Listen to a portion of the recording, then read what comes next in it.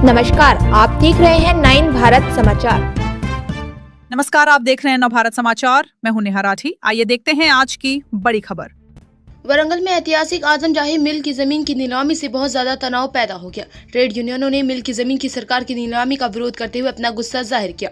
मजदूरों ने इस बात पर गुस्सा जाहिर किया कि सरकार सुप्रीम कोर्ट के फैसले को नजरअंदाज करते हुए नीलामी को आगे बढ़ा रही।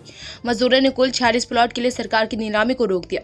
नीलामी प्रक्रिया का विरोध करते हुए प्रदर्शनकारी अचानक हिंसक हो गए। इसी क्रम में मजदूर नेता गड्डाला संजीवा ने पास की पानी की टंकी पर चढ़कर और खुद पर डीजल डालकर आत्महत्या करने की कोशिश की, जिससे वहां हंगामा हो गया। उनके साथ रघु, यशोदा और दशरथ भी टंकी पर चढ़ गए और सरकार के खिलाफ नारे लगाने लगे। इसके मौके पर बहुत ज्यादा तनाव पैदा हो गया। जब मौके पर पहुंची पुलिस ने समझदारी से काम लेते हुए इन्हें नीचे उतारा तो सभी ने राहत की सांस ली। प्रदर्शन कर रहे मजदूरों के समर्थन में बीजेपी नेता एराबेली प्रदीप राव घटनास्थल पर पहुंचे और अपना साथ दिया। इस मौके पर नेता ने याद दिलाया कि मजदूर लंबे समय से अपनी जायज मांगों के लिए लड़ रहे हैं। उन्होंने मांग की है कि जिन 318 मजदूरों की रोजी रोटी मिल पर निर्भर थी, उन्हें उसी मिल की जमीन पर घर दिए जाए।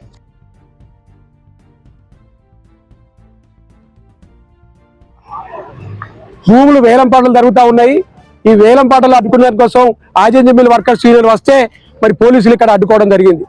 గత వారం రోజుల నుంచి మరి కలెక్టర్ గారికి, కూడా అధికారులకు, మొత్తంగా ఉన్నటువంటి మంత్రి గారికి, కొండ మురళి గారికి కూడా మేము మా విన్నపాన్ని విన్నవించుకున్నాం।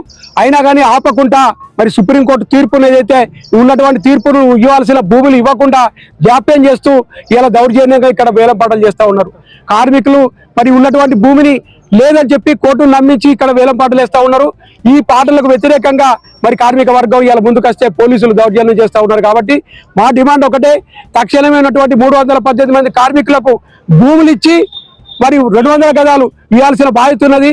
2002లో మిల్లు దిగిపోయినప్పుడు 452 మంది కార్మికులు ఉంటే 134 మంది కార్మికులు ఇక్కడ భూములు ఇచ్చిళ్ళు। ఆ తర్వాత 318 మందికి ఇప్పటి వరకు కూడా ఇవ్వకుండా కోట్ల చుట్టూ తిరిగినప్పటికీ నానా ఇబ్బందులు పడుతున్నారు। నిరుపేదమైనటువంటి కార్మిక వర్గాన్ని ఇబ్బంది గురి చేస్తూ ఉన్నారు। కాబట్టి ఈ కుడా వేల పాటలు ఆఫ్ చేయాలి। కుడా వేల పాటలు వేసినప్పటికీ కూడా అందులో గుడిసెలు వేస్తామని చెప్పి నేను సందర్భంగా చేస్తాను। పోలీసులు దౌర్జన్యం చేసి వేల పాటలు వేసినప్పటికీ కూడా మరి కార్మిక వర్గం అందులో గుడిసెలు వేసి ఆ భూములు కాపాడుకుంటామని చెప్పని సందర్భంగా తెలియజేస్తూ తక్షణమే ఆఫ్ చేయాలి, కార్మికులు ఇవ్వాలని ప్రధానమైనటువంటి డిమాండ్ తోటి చేస్తా ఉన్నాం। ఏ కార్మికుడికి ప్రమాదం జరిగినా, ఏ కార్మికుడు బాధతో ఆత్మహత్య చేసుకున్నా ఈ సీఎం గారి బాధ్యత అని చెప్పని సందర్భంగా మరి పేరున చెప్తా ఉన్నాం।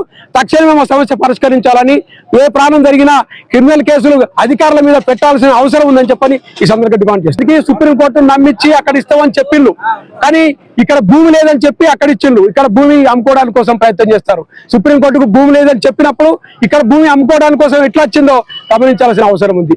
అందులోనే కలెక్టర్ ఆఫీస్ కడితే సరలే అనుకోరు, ఇలా బహిరంగ వేల పాటలు పెట్టి ఇలా మరి మరొకసారి కార్మికుల యొక్క మనసుల్ని, వాళ్ళకు కుటుంబాన్ని ఇబ్బంది గురి చేస్తూ ఉన్నారు।